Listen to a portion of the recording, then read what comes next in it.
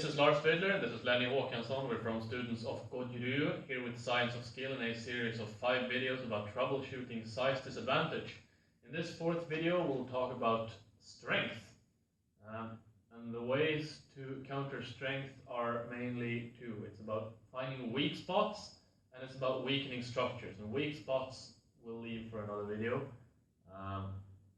So today we'll talk mostly about, we'll give you 2 examples of principles that you can use to weaken structure. The first principle is isolation. An isolated joint is weak. So a couple of examples. If my opponent grabs me by the shoulders or by the cuff from here, if I try to twist around, he has his entire body to move around with me and to hold me back, and I'm not going to get any real effect. But from here, if I just put my hand, showing from this side first, put my hand on his wrist, here all of a sudden my body is working against his wrist, not his entire body.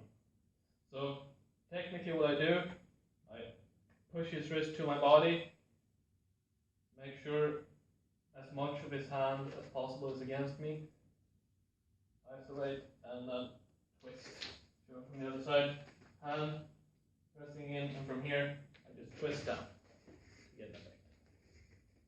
Another example of the same technique, if my opponent grabs my hair with one hand, each hand or 2 hands from here, obviously he's gonna start tearing me about or tearing me somewhere, and if I start flailing just like this, I'm just gonna make it worse for myself. Whereas if I isolate his hand, put pressure on his hand from here, I'm working against his wrist, and from here I go inwards against the thumb and I get an effect. Second principle is extension. An extended joint is weak. You can do this from any number of situations. Perhaps most illustrative is from a front choke, which of course would be performed usually against the wall, if at all.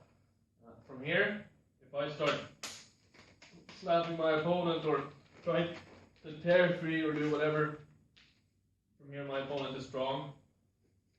Just using my fingers in the pit of my opponent's throat, for example, just doing something to extend his arm. From here, my hands, I have one hand here, one hand here, my hands switch places, just like that.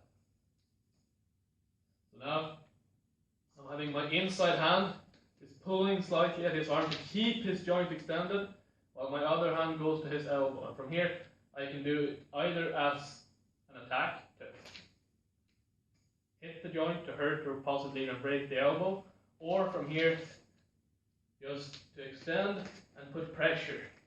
From here, if my opponent is much bigger than I am, I'm probably not going to get him to his toes or into submission, but I'll get some sort of effect and break his grip from here so that I can create opportunities for counterattack.